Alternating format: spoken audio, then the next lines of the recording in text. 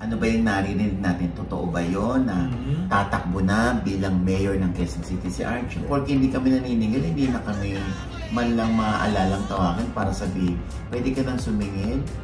Kailangan ba follow up kami ng follow up? Meron pang isang bagay na sabi sa akin, pwede ka nilang pasikatin, pero hindi ka nila payayamanin. Yes. Mula pa noong araw na maliit siyang Ann-Curtis, hanggang siya'y lumaki, ganun pa din siya kagiliw. Totoo. Kaya mahal na mahal siya ng mga tao dahil ganun siya kabait. Yes. Hindi na rin ka kapatid?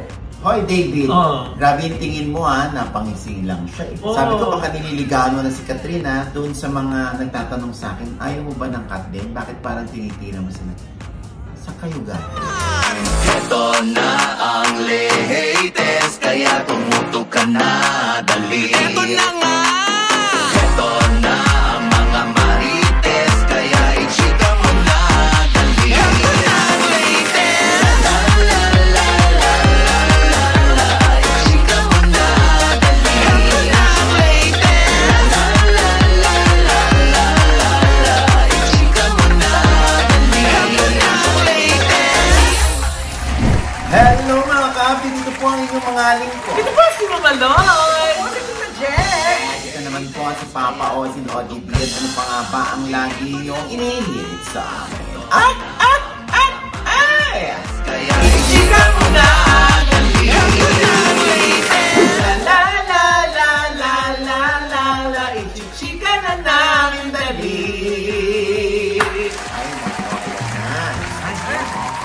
Ako mo na pagluto naman May meeting ako, kailangan mahalin.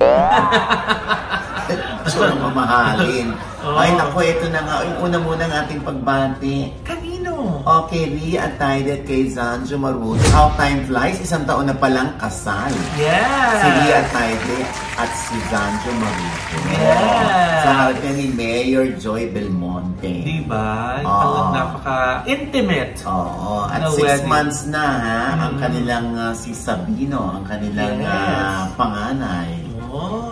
Madadagdagan na kaya ito? Sanjo? Yan ang ating tapos, abangan. nagkataon pa birthday din ni Ria, kaya triple celebration sila tayo, diba? Correct.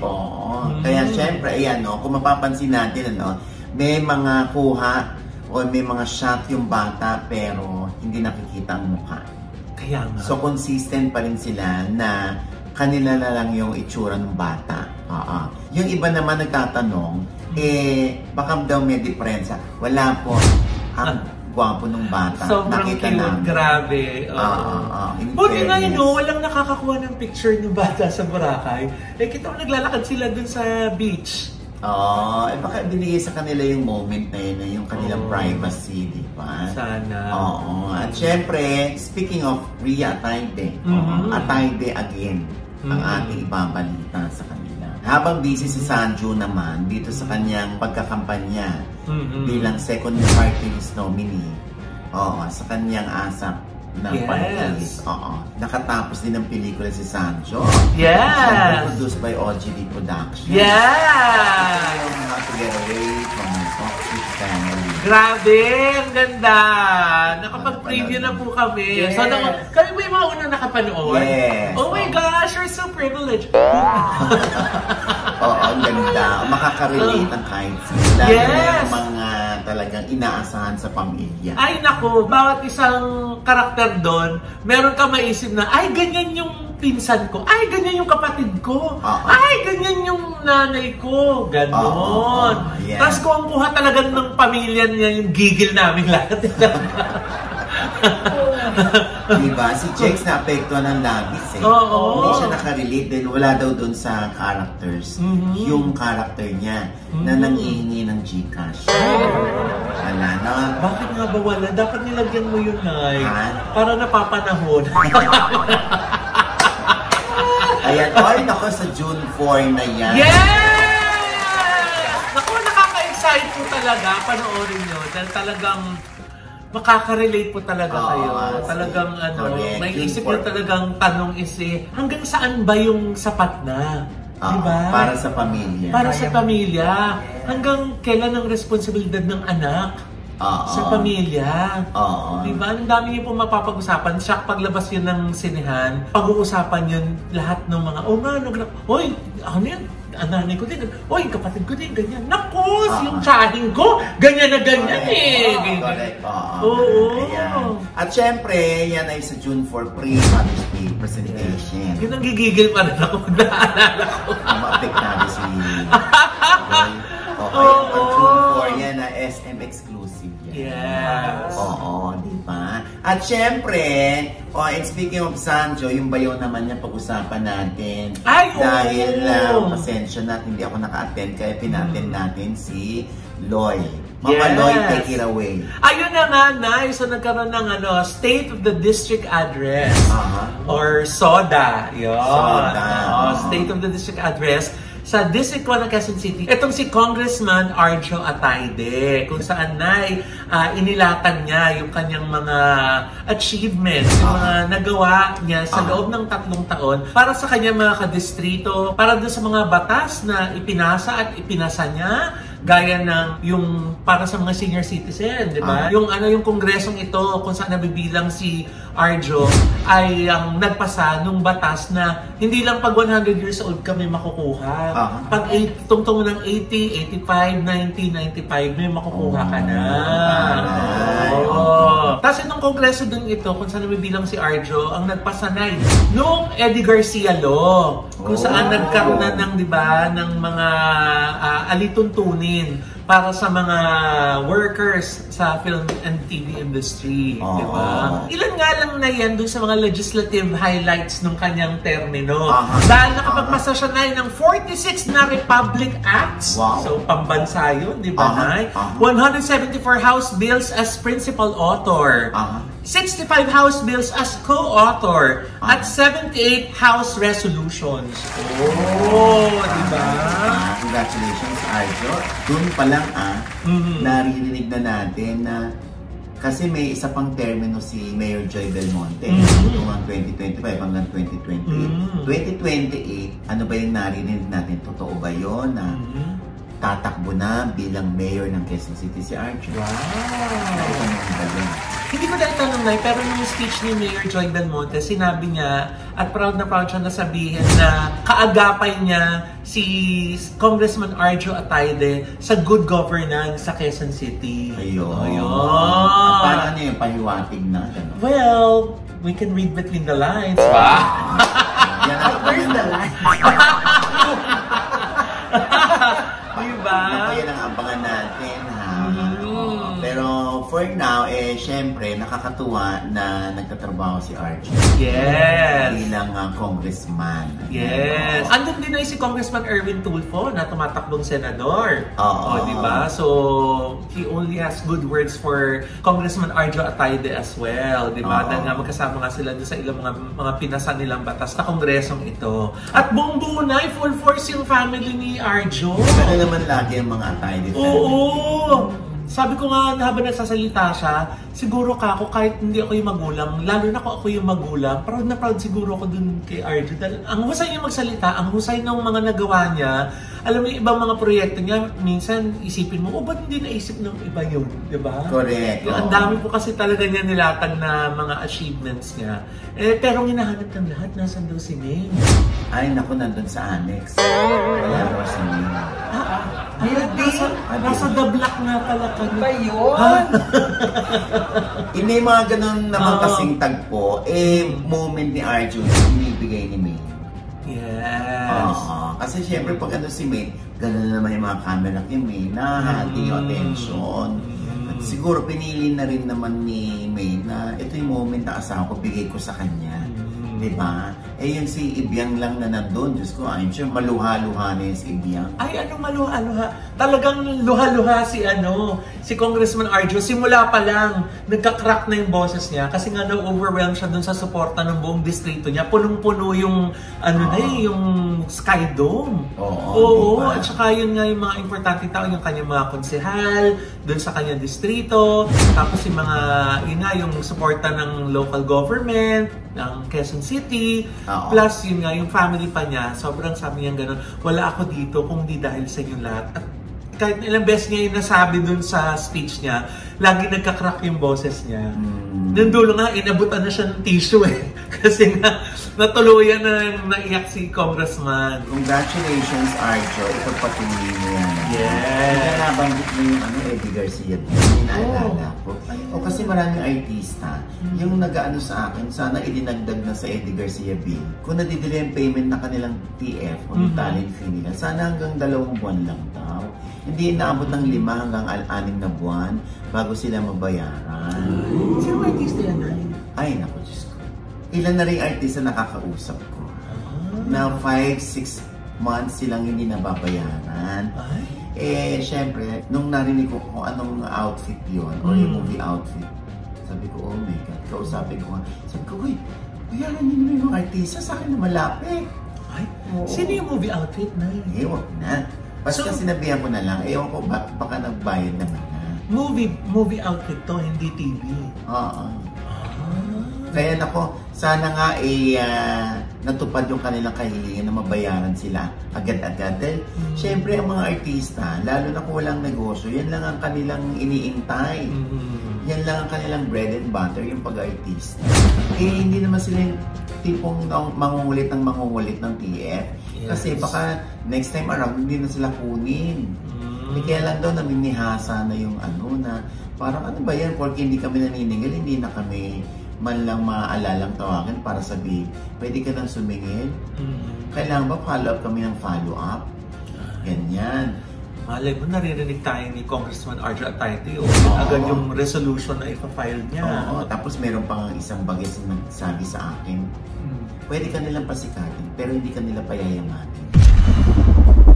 Nung movie outfit din na yun? Same movie outfit? Clue naman. Ano na yun? Clue. Ay, naku, basta. Yun Anyway, nakakaloka, nag-viral na nga, hindi ba? Nauna na natin naibalita na sobrang viral yung pagtungo ni Ann Curtis sa Siquijor. Oo. At syempre, di ba sa TikTok ay talagang malilibang ka, magsasawa ka ng mga nakapolo si Ann, nakatupi si Ann, nakikichika si Ann, may tapi si Ann. Lahat yan, Diyos ko, sa TikTok talaga namang nasundan siya. Alam mo, ito na ngayon, basta may camera ka at masundan, paparazzi ka na. Dati mga paparazzi talaga may mga camera. Ay ngayon basta meron kang camera sa cellphone. Kumbaga sa Amerika, TMZ. Di ba? Lahat TMZ na. Ano ba yung mga naano natin doon? Yung kanyang ferry walk sa water. Yes. Diba? Ayan, ang daming gumaya. Ginaya, Jex, Expectations daw versus reality. Ano ba yung mga napanood mo? Kasi yung isa ko sa napanood ko, ginaya niya si Ann. Pero si Ann daw, inalalaya ni Kuya. Siya daw, sinungkit. Sinungkit kasi nga gumamit ng panungkit si Kuya dahil ang layo niya. Nakakatawa. I'm sure pati si Josa Poco hindi nagpapahuli. Meron din ba siyang entry? Meron din. Ayan. Nabunggo-bunggo na sa puno. Kaya Kakaloka. Nakakatuwa sa akin. Ayaw makabog ni Josa. Kahit ang daming tawa siya kay Beck, nakatupis siya. Wala siyang tapis, agad tupis siya. At ito na nga, talagang namang tuwang-tuwa ang mga lokal o ang mga taga-Siquijor. Dahil kay Ann Curtis kasi sobra daw na i-promote ni Ann ang turismo ng Siquijor. Diba? Meron ako nakita sa post ni Ann na parang siya inuorasyonan. Ano ba yan, Jex? Hindi, nakita ko nag-post siya. Parang binigyan din siya ng mga anting-anting. Ay, mga pangontra. Mga pangontra. Pinost naman niya. Tapos meron siyang parang inuusukan siya. Nakaano siya ng kumot, parang umuusok-usok. Para mawala yung mga masasamang espiritu siguro. Baka rin, yung parang, di ba yung, ano tawag doon? Suob. Parang ginaganon din siya. Tapos nakangiti lang naman si Ann. Tapos pinost niya nga, may mga binigay sa kanya. Kung anik-anik na galing sa ang dami-dami yan, di ba? Ibig sabihin ganun sa kamahal ng mga taga-Siquijor. So, ipinakita niyang attitude towards them, di ba? At syempre, yung mga taga-Siquijor, nagpapasalamat kay Ann Curtis. Kasi nga naiangat yung kanilang turismo. Kasi nga, pagkakakilala sa Siquijor ay may mga aswang, huwag kang pupunta dyan, huwag kang may makukulam ka dyan. Ayan, binura lahat yan ni Ann Curtis sa kanyang pagbisita doon. At saka na yun, ang giliw-giliw niya, never siyang sumimangat. Magpapapicture. Diba? Ganyan siya. Grabing giliw ng mga tao sa kanya. Yes. Sobra. Alam mo, talaga, di ba lagi ko sinasabi si Ann Curtis ang isang artista na sikat na hindi binabago ng panahon ang pag-uugali. Yes. Mula pa noong araw na maliit siyang Ann Curtis, hanggang siya'y lumaki, ganun pa din siya kagiliw. Totoo. Kaya mahal na mahal siya ng mga tao dahil ganun siya kabait. Yes. May pinarinig ka kapatid? Parang si Jex yata may pinarinig niya. Ang nagsabi. Ako na nagsabi, pero sinabi ko ba may pinaparinggan ako? Wow. Sinabi ko lang, yung mga ganyang klaseng artista ang dapat tinutularan ng ibang mga artista. Yes. Pinaparinggan ka. Wow, Jex. Saka alam mo ba, Nay, di ba may mga ibang mga artista na binibigyan ng sariling tent? Naalala ko lang, maikwento ko lang din. Na nag-shooting kami ng Baybas. Alam mo bang si Ann, ang gusto niya, kasama niya yung lahat ng cast sa isang tent? Sama-sama sila sa isang malaking Wala talagang yung naku, may mga artistang ganyan, maaarte. Gusto nila solo. At gusto nila meron, ito lang ang pangalan o ito lang yung mga tao na gusto niyang pumasok sa kanyang tent, ganyan. May pinarinig ka na naman. Pwede ba? Sa tagal ko rito, 1987 ako. Siyempre may mga nakakasalamuha kang mga artista na may ganyan na, in fairness, naiintindihan ko yun. Lalo na kung gusto nila ng privacy, kung sila'y bida, kung sila'y umiiyak lagi sa eksena, kung kailangan nila na sila'y mag-focus. Kailangan talaga nila ng sarili nilang tent. Si Ann Curtis kasi parang mas umaandar ang utak niya kapag marami siya nakikitang kasama sa tent. Parang pamilya talaga sila. Yes. Diba? Basta tayo natutuwa kay Ann Curtis. Yes. Alam mo, yung pagpo-promote ng isang bayan katulad ng Siquijor ay, Diyos ko, I'm sure, no? Alam mo yung laman ng puso ng mga taga-Siquijor na sila'y sobrang nagpapasalamat kay Ann Curtis. Yes. Sana nun, yung mga artista lalo na't sikat, no? Baka pwede nilang dayuhin yung mga, matulungan yung turismo ba?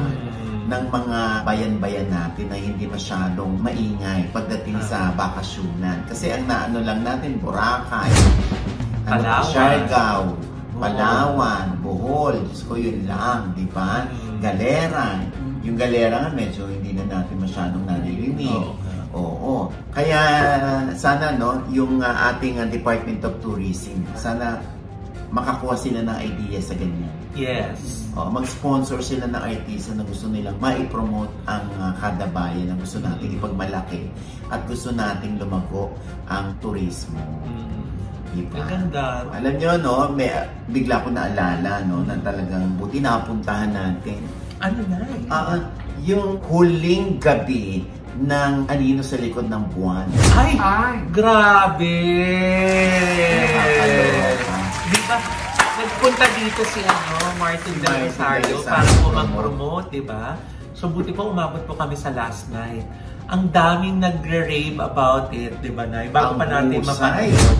Ang husay nilang tatlo, si Ross Pesigan, si Elora, si Martin. Tatlo lang silang nandoon, nakakaloka. Ang husay nilang tatlo, ha? Tatlo lang sila, tapos walang intermission. 1 and 45 minutes. Yes, dire-diretso. Oo. Imagine.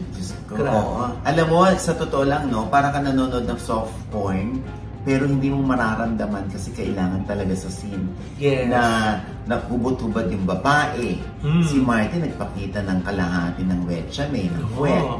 Si Ross Pesigan hindi rin nagpatalpo. Yes. Nagpakita ng kabuuan ng kanyang pagkalalaki. Medyo baba. At daksang Yun eh. Yun yung punchline. Sunog pa pero parang gising na. Partida, layo mo pa, nasa retintuan ka ha. Farsighted ako. Di ba? Ito nga pala, kaya malinaw ang tingin mo.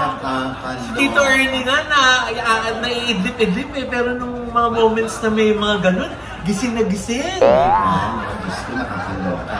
Sabi ko, naku, buti na naaabutan namin. Sabi natin kay Direk Junlana at kay Direk Percy Hintalan, hindi ba?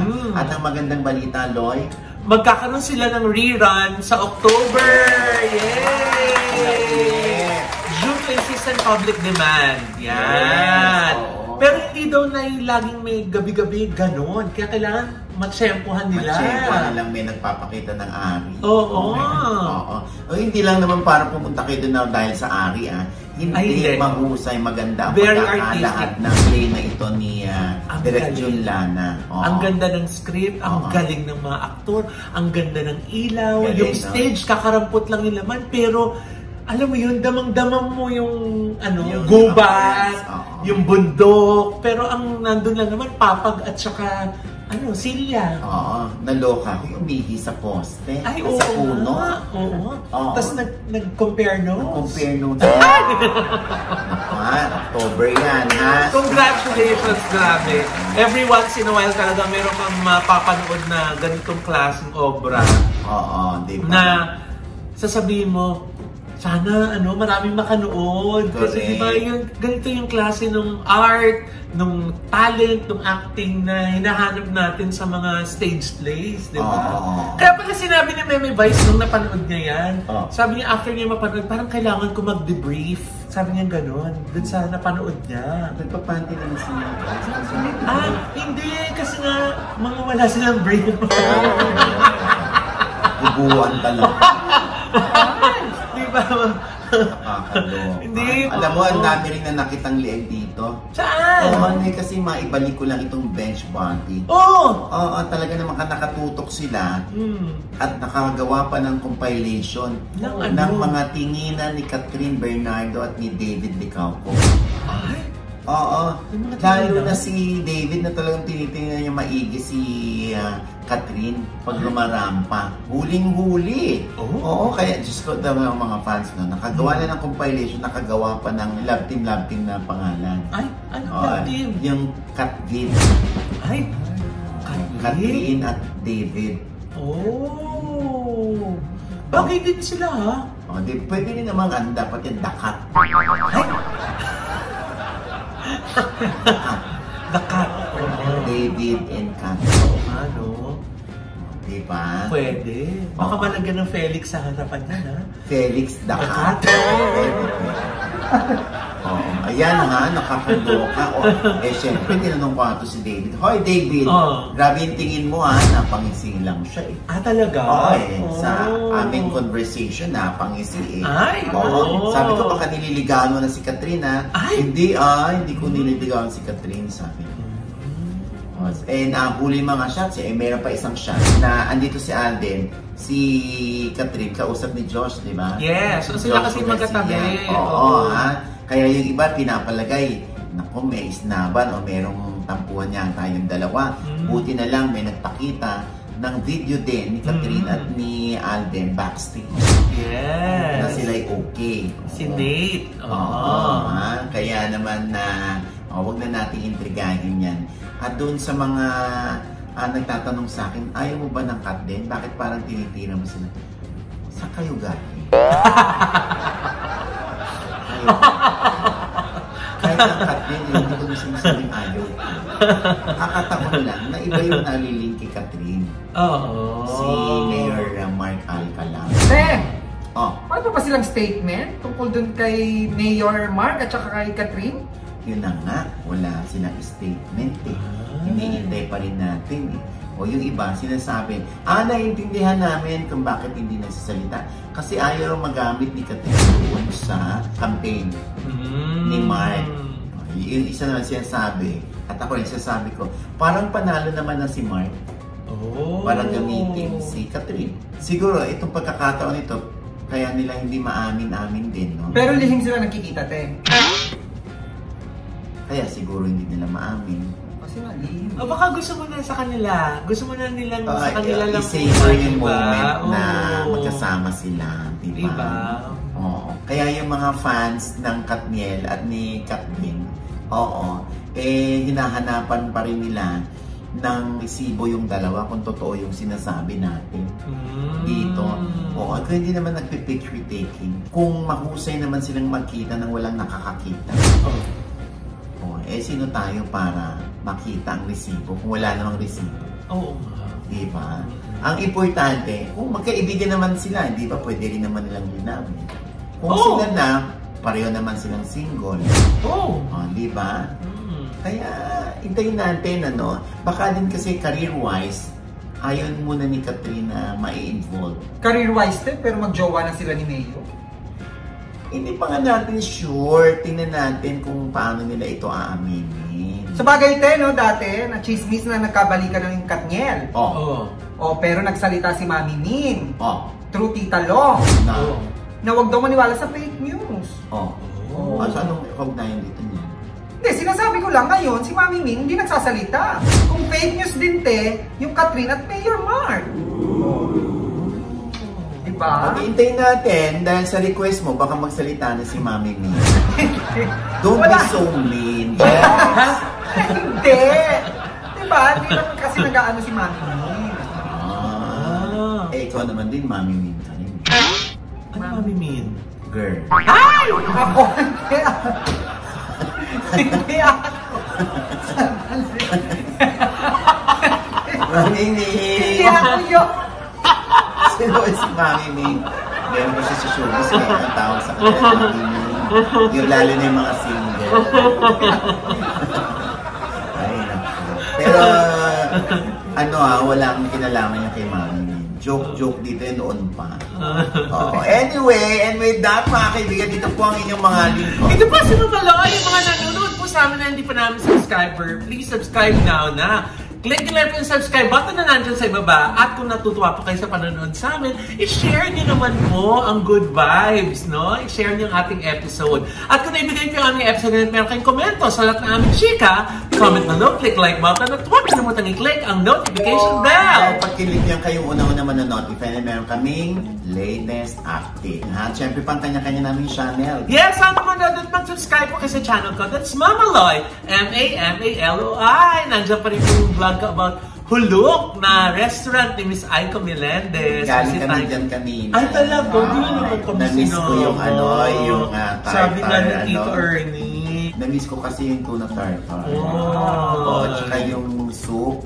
Yes. Tsaka yung, may masarap sila. Yung yung parang oxtail. Ay, talaga ganyan? Ganyan yung tsura pag nakain yung oxtail. Tsaka syempre yung hummus ba yun? Yes! Oo, yung eggplant hummus. Hummus. Yes! Ayan, ako sa Huluk. Huluk po yan sa Panay Avenue. Bukas na po sila. Lunch hanggang dinner, tapos sa gabi po nagiging bar sila. Kaya kompleto ang requirement nyo for dining, di ba? And thank you very much to Envy Skin Beauty and Wellness Center for skin, face, body, and wellness.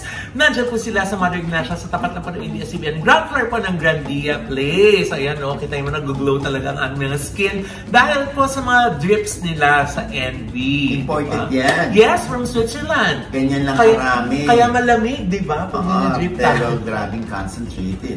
Di ba? Kasi naka-konting-konting pero full concentrated. And thank you, Dr. JC Solis, for our gorgeous smile. Diyan naman po sila sa E. Rodriguez, tapat po ng Christ the King Church. Dr. Jessica D. of Ideal Vision, thank you so much! And Neil Cocktails! Yes! Ayan, Jex, ikaw naman. At sa Tita Jex Channel, may bago po akong vlog dyan, panoorin nyo. At pasalamatan ko lang ang Iconic Star, ang N-Transition PH, at ang Bright Excel. Thank you po! Yes! Ayan, may tinatanggap ka ba dyan? Meron kang pera mo tinatanggap dyan? Wala! Share mo. Sipat eh! Anyway, aking panayan pa rin kay Negi. Yes! Ang jowang si Lubis. Sana all! Marami na inggit dyan. Kaya panoorin niya sa OGTS Inspires. Ayan ha. Siyempre pa, aking pasasalamat sa The Hungry Seed. Ayan, maraming salamat sa iyong padala na kapag may mga okasyon kami, isang tawag lang namin, kasi naman consistently ay napakasarap ng kanilang baked lasagna, baked salmon, baked nachos, at saka yung kanilang baby back ribs. Oo, yan ha. At syempre pa, kung baked sushi naman, ako syempre, ang sushi fan. Yan ha. At kung biko naman, at saka dinuguan. Ay, Diyos ko, at ang dinakdakan. At dinakdakan. Mama Nors! Biko latik at iba pa. Napakasarap. At pag cakes naman na. At syempre, alam mo na. Heavenly desserts. Diba? Chef Jen C. Flores. Yes. Syempre pa, ito pa rin po inyong lingkod, Papa Jose Ochinias, na lagi nagsasabi. At nagpapaalala sa inyo na sa tuwing gigising po tayo ng umaga, huwag na huwag po tayong makakalimot na magpasalamat sa Panginoon dahil tayo kanyang ginising. Ibig sabihin, may mission pa rin po tayo sa buhay. Sabay sabing, every gising is a blessing! At ano pa nga bang lagi inyong inihirit sa amin? Ichika mo na! La la la la la la la la. Chika mo na dali. La la la la la la la la. Chika mo na dali. Hello, kay Rainier Patrina. Sukin natin na nung Kano ba na-ibenta mo siya? Ay, hindi, wala. Wala, ano siya, meron kasi siyang Grab, tapos nakwento niya na pati yung mga pasahero niya. Pinagkukwentuhan nila na nanonood din kasi ng showbiz update. Kaya, thank you po. Ibabatiin ko yung mga may utang sa akin. Ay! Ayaw na kayo. Oo nga, Hindi pa, pangalanan ko kayo next Please naman po. Please naman po. Para mabigyan po kami. Nabubuisit na talaga, promise. May commission. Commissioner. At least si Jess walang utang. Ay! Kasi puro hingi. Mas maganda na yun. Utang yung anwet siya sa'yo.